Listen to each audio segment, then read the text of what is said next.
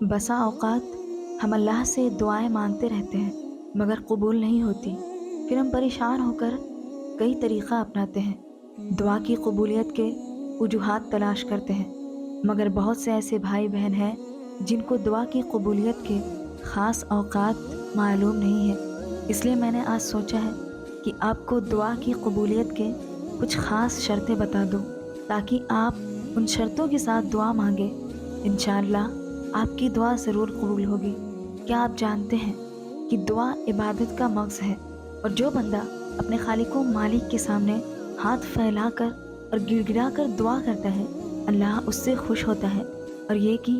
اللہ تعالیٰ اپنے بندوں کی دعائیں ضرور قبول کرتا ہے، یہ اس کا وعدہ ہے۔ لیکن ہم روز مرہ کی زندگی میں یہ دیکھتے ہیں کہ لوگ دعائیں کرتے ہیں اور قبول نہیں ہوتی،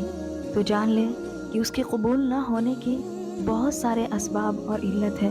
بہت سے وجوہات ہیں جن کی تفصیل میں آپ کو ضرور بتاؤں گی۔ پتہ ہے ان میں ایک خاص سبب عام طور پر یہ ہوتا ہے کہ دعا کی قبولیت کی جو شرطیں قرآن اور سنت سے ثابت ہیں وہ متوفر نہیں ہوتی ہے، مطلب اکٹھا نہیں ہوتی، اور وہ ایسے ہی جیسے ایک آدمی بیمار ہوتا ہے تو وہ کسی طبیب حاذق کے پاس جاتا ہے، نہایت تجربہ کار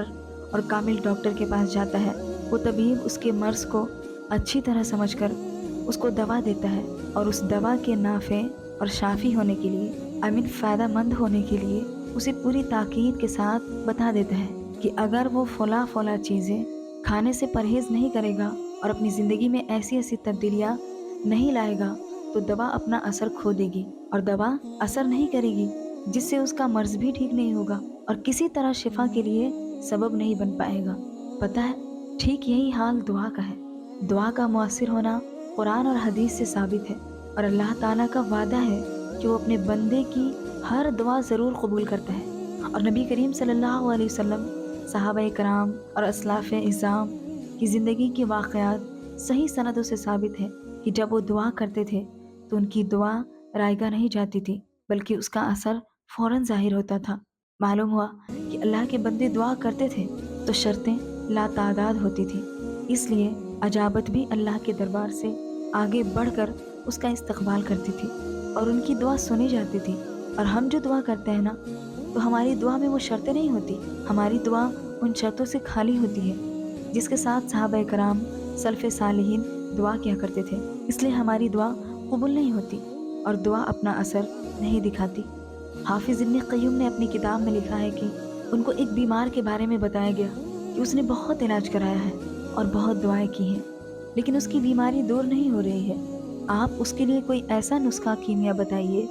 جس کے ذریعہ اسے شفائے کامل مل جائے۔ انہوں نے کہا، اللہ تعالیٰ نے ہر مرض کی دوا پیدا کی ہے، اور خود قرآن کریم میں تمام جسمانی بیماریوں کا علاج موجود ہے۔ سورہ اسراء کی آیت میں اللہ تعالیٰ ارشاد فرماتا ہے، وَنُنَزِّلُ مِنَ الْقُرْآنِ مَا هُوَ شِفَاءٌ وَرَحْمَةٌ لِّلْمُؤْمِنِينَ، اور ہم قرآن میں ایسی چیزیں نازل کرتے ہیں جو مومنوں کے لیے شفا دینے والی اور ان کے لیے باعث رحمت ہوتی ہے۔ قرآن اور حدیث کی دعاؤں سے مسلمان کو شفا ملتی ہے، لیکن یہ اسی وقت حاصل ہوگا کہ دعا میں قبولیت کی صلاحیت ہو، شرطیں لا تعداد ہو، اور جس کے لیے دعا کی جا رہی ہے اس میں اثر قبول کرنے کی استعداد موجود ہو۔ اگر معنی قبولیت قوی ہوگا اور دعا میں قبولیت کی صلاحیت نہیں ہوگی تو دعا کا پورا اثر ظاہر نہیں ہوگا۔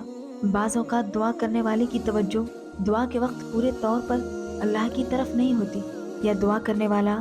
حلال کا پابند نہیں ہوتا ہے، یا دوسروں پر ظلم و زیادتی کرتا ہے، دوسروں کو ستاتا ہے اور تکلیف دیتا ہے، تو دعا اثر نہیں کرتی ہے۔ انشاءاللہ میں آگے آپ کو ضرور بتلاؤں گی کہ دعا کی قبولیت کی شرطیں کون سی ہیں جنہیں علماء سلف نے اپنی کتاب میں لکھا ہے۔